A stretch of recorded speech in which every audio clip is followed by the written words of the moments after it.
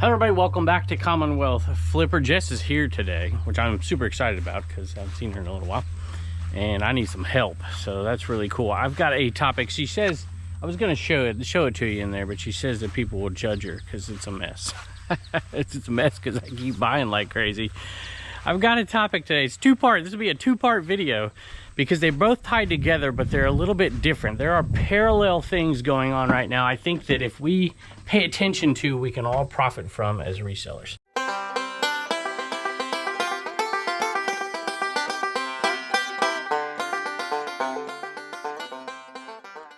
At first glance, this might seem like a slightly different type of video, and it's because, well, it's because it is.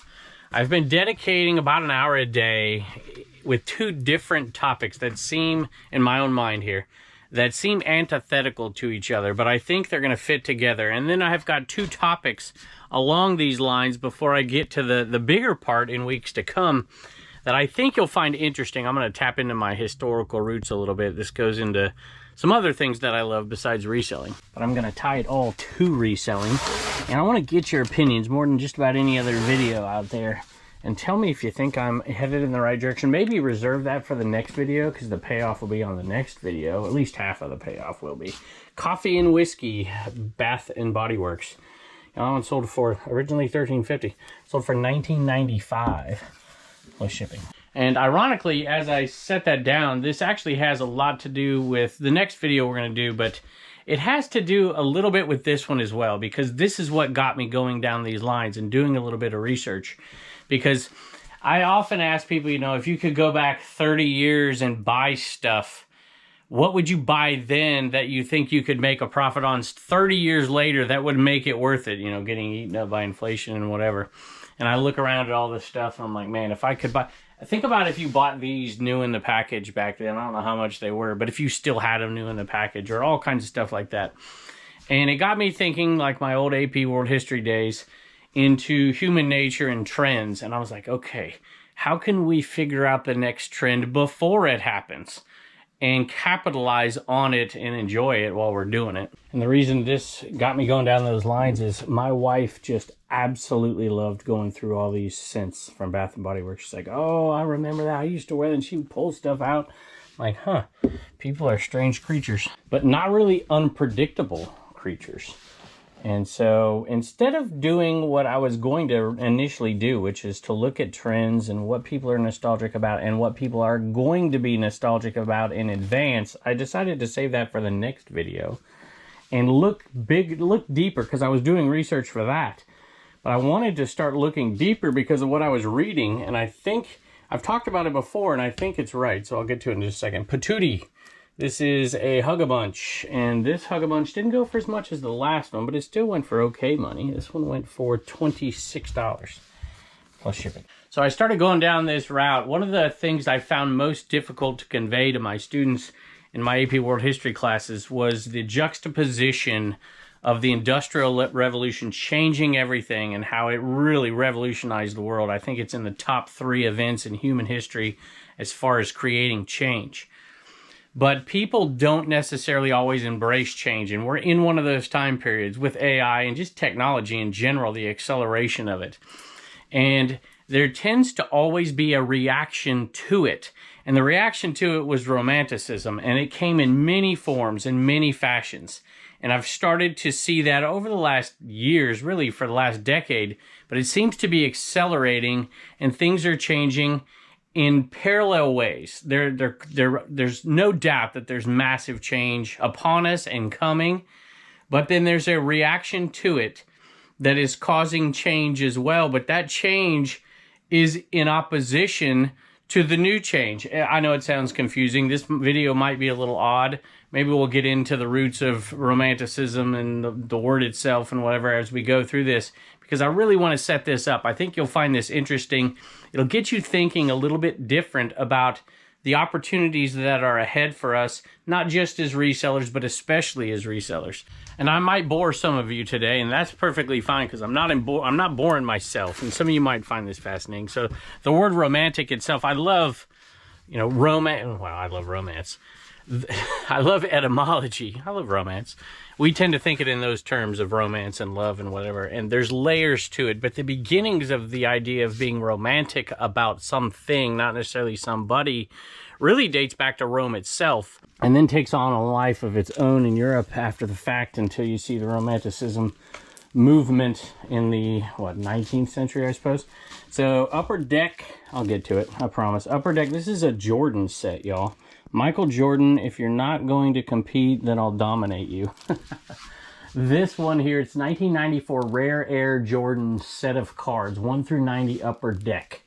It sold for $125 plus shipping. Actually, I don't find it funny, but you know, Jordan hadn't competed in a long time, but still just massive, massive following no matter what it is with his stuff.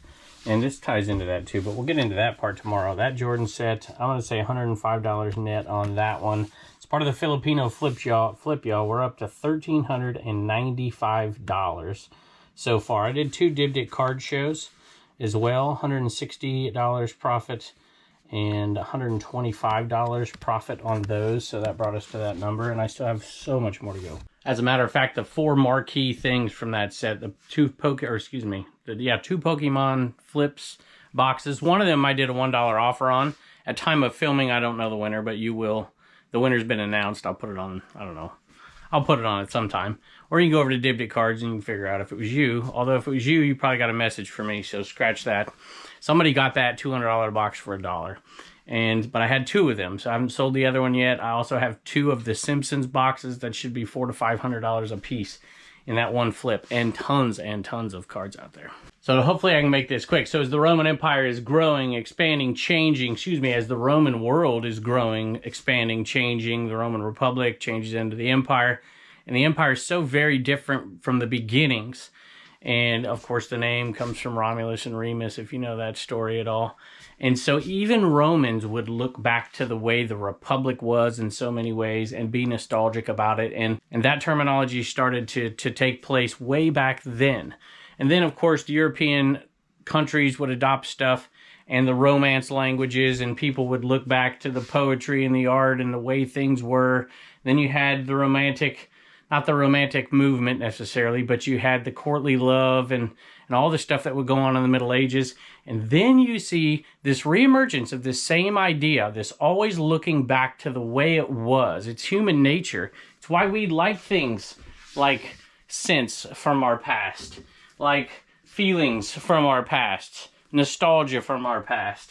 Same thing with the Jordan cards here. It's why I like selling this stuff. It makes me happy when I sell it, but it makes me happy when I buy it and happy when I look at it. So we tend to put value on things that evoke those kind of reactions and emotions.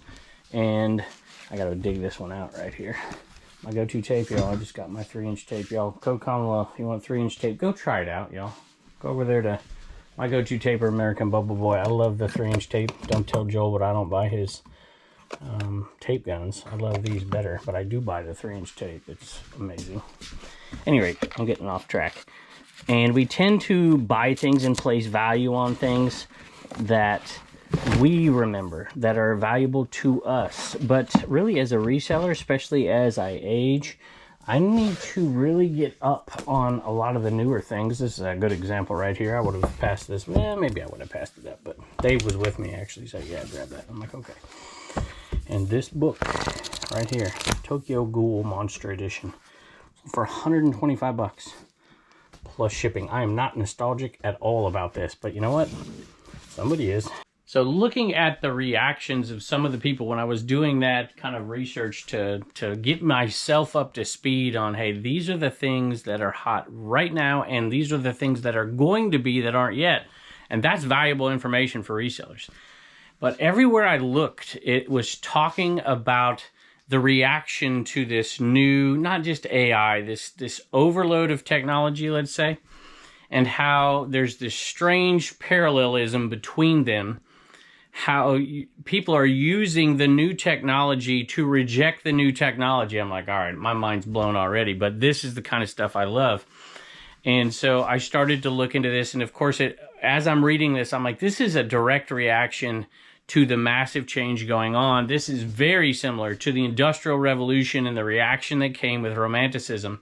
And there are so many different directions that Romanticism went in order to, I don't know, for lack of a better term, reclaim individualism in this world that was in their minds dominated by machines and industrialism and factories and moving from the farm to the city, and they were trying to reclaim their past while living in a world that was speeding up in a different direction than maybe they intended. I thought that is the time we're living in.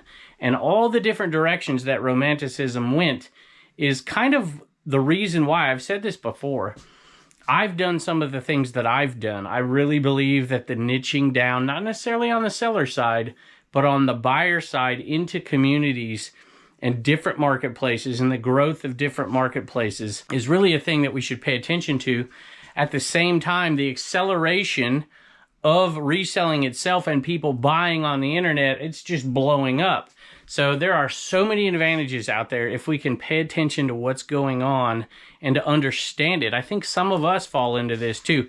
I could give you a ton of examples of how I fall into this because I get stressed out. I want to like reverse time and go back to 1984 or 1986 or 1988 and live in that childhood that I was in back then. There's a lot of people who want to do that, but now there are trends all over the landscape. I'm not just talking about political trends. They transcend ideology of politics, but they're being interwoven into politics and mixing us up with our traditional isms in our mind and creating strange bedfellows, if you will. I think, I'm not going to go into details of it, but maybe I'll give one example. Let's just take eating, food, where you're seeing people on different political scales, you know, left, right, whatever it is, that agree on things that would never agree with somebody not in their political ideology, but they agree on this portion or this portion. And it's I can't think of the word necessarily. I don't want to give it the wrong context here. But you are starting to see, not fracturing, that's why I don't want to say it. That's the word that came to my mind. Diversification of the reaction to artificial intelligence, and not just artificial intelligence, but the acceleration of technology everywhere. And I think it's creating opportunity for us if we know where to look. Let me grab two hats out of this hat bin back there, and I'll kind of get back to it and give you a little more clarification of what I'm talking about. Like I said, really on the next video, you'll see the culmination of what I'm talking about. But I'd like to get you thinking a little bit about this first, because this is the underlying human nature part of this that is going to make this more valuable. These two hats sold. They sold to Michael. Michael didn't leave a message, but this screams to me a viewer sale. Bubble wrap. Vineyard Vines hat.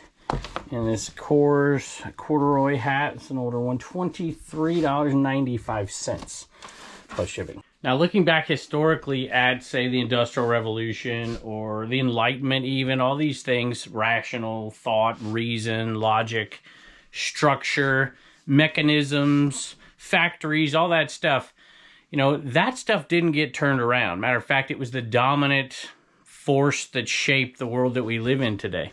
But there was a substantial movement reacting to it, rejecting it, and there's a commonality that I think we can find in today's world. I mean, just specific. Well, let me read this and you tell me if I'm right.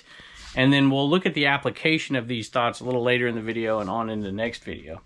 Romanticism was a reaction against the Enlightenment's emphasis on reason and logic, as well as the Industrial Revolution's focus on industrialization and urbanization. It also emerged as a response to the strict social and political norms of the time. Romanticism championed emotion, imagination, individualism, and the beauty of nature, often in contrast to the perceived constraints of these earlier movements and social structures. It's not like we have a more socially structured, rigid system today. That's not what I'm saying there's a similarity to.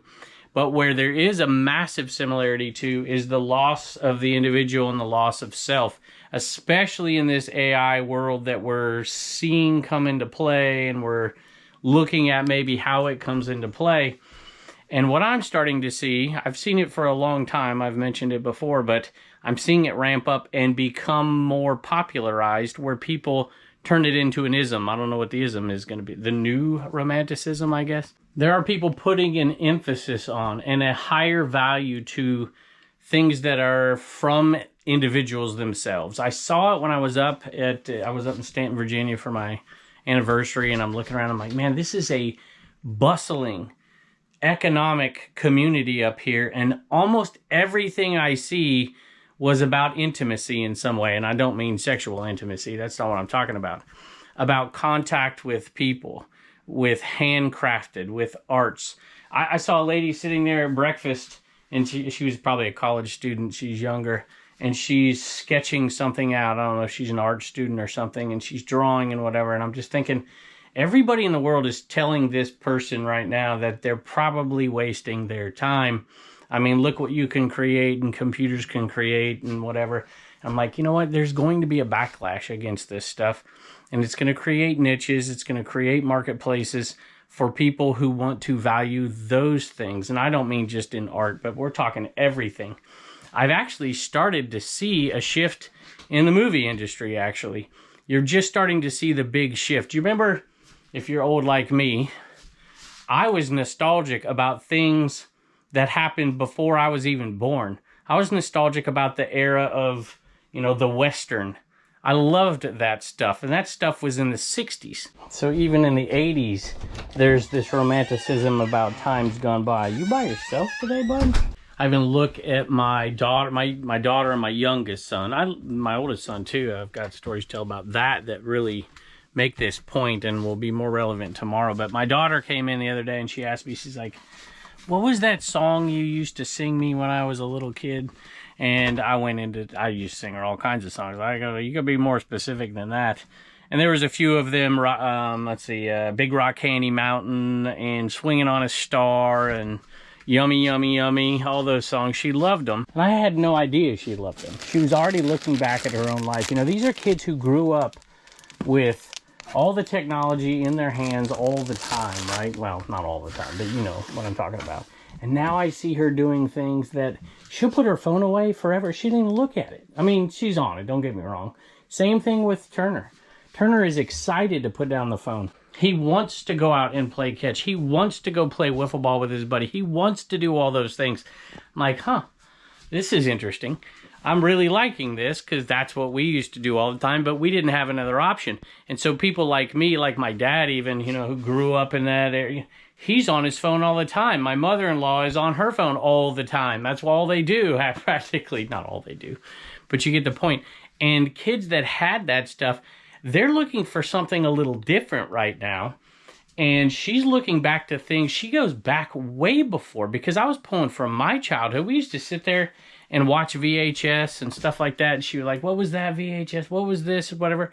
And so she's interested. She buys records. She buys stuff like that. She listens to music from when I was a kid or before. Turner loves listening to old Michael Jackson stuff. And I'm like, what is it about? Like, I didn't do that. Like, I didn't, when I was a kid, I did with some things, I suppose. But if my dad was listening to the music, it was like, I'm not going to listen to that because he's listening to it. But I think it's a total shift that's taking place where kids aren't just looking back to things that were nostalgic to them in their childhood that were popular then. They're looking back to simplicity because they're bombarded with all this stuff all the time. And they're finding communities online that are doing that, which is a little oxymoronic, but still interesting. All right, I know I'm all over the place. This is 2 different Affliction shirts right here. These took forever to sell. Forever to sell. And they used to go a little better, apparently, or I overpriced them. I don't know, but I put them in a bundle. They're the same size, $31.47 plus shipping. Even something as simple as where they're consuming media is interesting to me. My kids used to be just a couple years ago, they wanted to be, I hear some kids out here. Speaking of kids, come on in. What are y'all up to? Huh? Trying to pet Wallen? You just want to get on the camera, don't you? All right, Cheech and Chong cigarette cases. Right there. That one sold for, I have no idea, $15.95 plus shipping. This one went to the viewer. Let's see what these kids are up to back there. All right, they just wanted to get Wallen so they could run around the house with him and Poncho. Boys and their dogs. Look at this. See? That's why I got that right here. There's just something very romantic about that right there. And there's so much. I literally could talk about this stuff for hours and hours. I have so many just little examples of things that I've started to see that I think we can really capitalize on. Not that this is all about capitalizing on everything. We could maybe learn from a little bit of it too. Let's see, this is from Dust and Daisies. I like that. Avid viewer, my 78-year-old dad will love these for his, quote, cigarettes. I don't think we're talking about the same kind of cigarettes here. Keep doing what you're doing. I love the content. Thank you, Nicole. So back to the story here, talking about where people view things. My kids, and I've known this because I checked the YouTube trends, and YouTube is the vast majority of people who consume this show, the Picker channel, especially even more so, are watching this stuff on a big screen. And my kids want to. And they not only do they want to do that now, they don't, I mean, he'll watch it if he has to, watch the Angel Game or something on his phone or something. But they want to be with us and watching it on a big screen, which is just not something that was happening 2 years ago. It's like, where are the kids, right? And I'm like, maybe there is this, maybe there's something to this right here. There's something to community, what these kids lacked. Maybe it was COVID and the reaction to it. I honestly think it's a much bigger trend than this. And, you know, even in movie watching, even in music, even I've seen it with local musicians, and they're growing their own little followings, and the rejection of the AI generated stuff by some. Don't get me wrong. I still think the overarching trend is going to be towards that direction, but there is this parallel rejection going on amongst people that is creating an interesting dual market, not a dual marketplace, separated marketplace. That's not a good word either.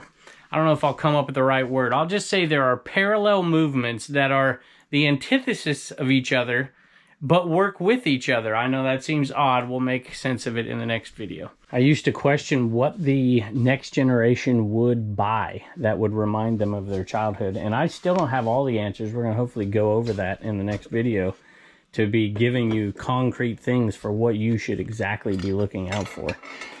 But I do think one thing is for certain, that human beings now are no fundamentally different than anybody 50 years ago, 100 years ago. They're just not. And that people like tangible remembrances of things, even if those things started in their minds digitally. And we'll get into that topic. But even the analog stuff, y'all, you're going to start to see me selling CDs like crazy. I've already started. But I can't believe some of the comps I'm seeing on the CDs. I can't believe some of the sales coming in with cassettes. Not that it's overwhelming, but the people buying them. Turner wants to play cassettes on my stereo system in there. It blows my mind, especially when he sees the Michael Jackson one. I'm talking a lot without showing you what sold today. This belt I bought with Rod, picking and punching. He was looking at it and walked away from it. Well, he didn't walk away from it. He decided he wasn't going to pay what she wanted. I think it was 125 bucks or something. Or no, it was 150. And he got her down to 120 or 125. And then he left. It's like, no, I really can't justify spending that much on this because I don't know what I can get. Heavy little Elvis World Championship attendance record right here. This is pretty cool. And this belt right here sold for $300 plus shipping. I paid $115, I think is what I paid for it. Honestly, I think there is a tangible, experiential, emotional reaction to what's going on, and I see it in my own kids. And when I was a teacher, oh, what am I doing? I'm looking for one of these stings over here. And, you know, my kid, and my older boy, he loved, you know, all the Spider-Mans and the Marvel stuff and all that, and he still does. But Turner, and he liked Miles Morales and all that, and is nostalgic about it and everything. But you know what he can't wait for? And they haven't got enough of? Is the storytelling. Is of the reality. And this Sting one here, we're not making much money on these at all. I got to change them. I never have. I'm making a little bit, like $1.50 per one, because it's free shipping. $7.66, I think. We're well into the profit on them, but still, I need to change it a little bit, even if it's 50 cents, to make me feel better about it. We have only 10 of those left, so that's good. But these, you know, you think about Goonies from my childhood, or I don't know, there's a bunch of movies like that back then. And they were, you know, idealized. They were romantic in some senses. They weren't realistic. But for these kids today, anything that is emotionally connective, anything that has to do with experience, friendship, you know, community, things that they oftentimes didn't get because of the world that they lived in when they were kids, they're craving it now. And I personally think it's amazing, at least for my own kids. I just love the fact that my daughter wants to go play with somebody. I mean, I don't know, she's 15, but you get the point. She just turned 15. Happy birthday, Ray. Actually, she's not going to turn 3 days, but whatever, you get the point. And to see my boy just loving the camaraderie of playing baseball and doing the things that I used to do as a kid, it's really encouraging to me, and it makes me really think, just go ahead a few years. What is the reaction with people? There's still going to be this overwhelming movement with technology and AI towards this brave new world. But human beings are still going to crave the things that they've always craved. And it looks to me like a greater percentage of them are going to crave relationship and are going to crave experience and crave tangible things. You're starting to see this. My daughter, it cracks me up. When she's out and about, she's looking for decor for her bedroom that is something you would see in Three's Company. And it's like, what is this? And it's this, I don't know, the whole chicken thing. She wants chickens again. She wants more, you know, something that's real is what they're craving. And that's good for us. I'm going to expose your mess no matter what you say. Okay. I'm looking for a Tomy Robot. You know what I'm talking about? Look at this, y'all. It's all Jess's fault. Doesn't look like this because of me at all. Didn't look like this Friday when I left. I'm just saying. Well, Jess is looking for this robot. I don't remember putting it up, so it must be that she did it. That's all I can think of. Or my wife, which is possible. And my wife and me don't always think alike. So, it says we only have 10 stings left. It looks like way more than 10, unless that's something else. Is that sting? Pretty sure that's sting. And this is sting. If they're all sting, there's more than 10. Anyway, so another one of those. Not much money. All right, y'all. I found it before Jess did. For once. For once. Oh my goodness. It was on a shelf. It was back behind an old juicer or something. It was in the very back of a shelf in there. Verbot. Tomy. I can't remember if this was for parts. I think it was, because it didn't sell for that much. $23.70. Thank you, Jess. It does not work. Does not work. Plus shipping. So, am I the only one who's seeing this out there? Let me know what you think here. I've got a couple more items to pick, but I want to pontificate on this subject a little bit more. Jess is coming in again. What? I like my phone. Oh, that's not a surprise. You probably did what I did and set it down somewhere. Here it is, right here. I found it. Look at that. I found 2 things today. On a roll. So I guess to sum it up in a nutshell, I did have even like the video game world, right? Where people aren't, you know, the tangible stuff, the actual concrete things you put in a machine and do all you blow on to make work and whatever. I was like, you know, kids, you know, they're buying stuff online. They don't want that stuff anymore. It's like, that's a niche that's going to slowly disappear in some way. It's never going to completely disappear, but you know, I had concerns about it because I look at all the toys and all the stuff I had and all the stuff we did all the time. I'm like, that's the stuff I'm nostalgic about. And I'm not sure these kids are growing up in a world like, and they're not growing up in a world like that. But I still already in the early stages start to see them reminiscing. And there are concrete things out there, which is what we're going to get into on the next video, more specific things. But this one was more about the generalities of this movement that I'm really starting to see. I don't agree with everything that I read, obviously, but I really do think that people are, that younger people in their 20s, in their 30s, are, well, maybe not their 30s, but in their 20s, are going to be a big part of this reselling community. And in the past, I wasn't quite sure that it was going to happen, at least in the same traditional ways, and it probably will be different. But I see it. I see it in my own kids. I see it. I've been reading about it, and I just think it's fascinating.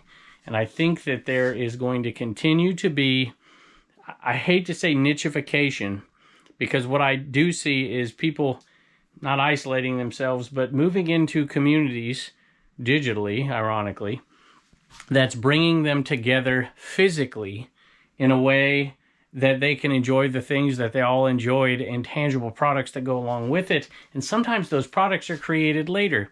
I'm also seeing a movement back towards storytelling in the movies.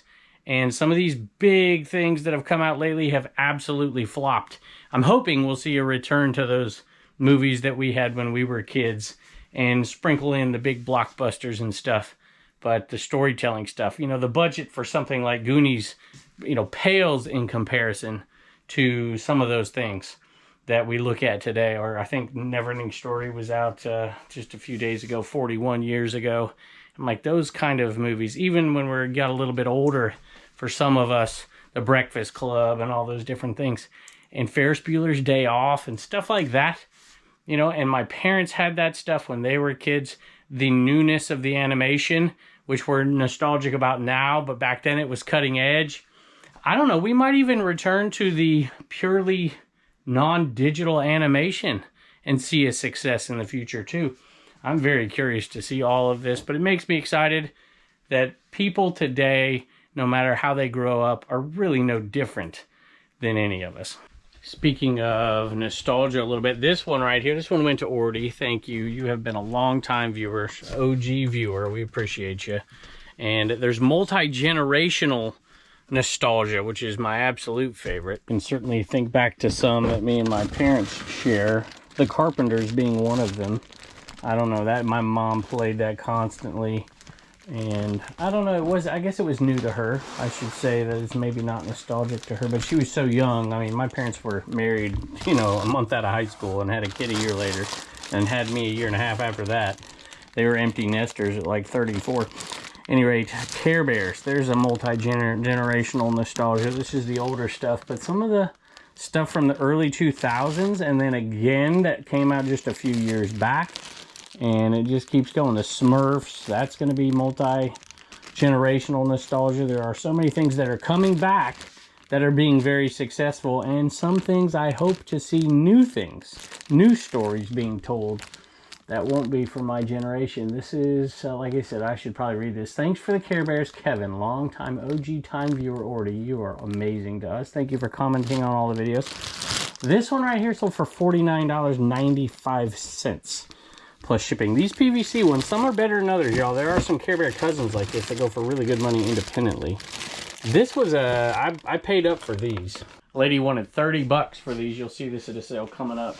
But it wasn't just these. There were some minis in there too that can go for okay money. And there was a Care Bears purse.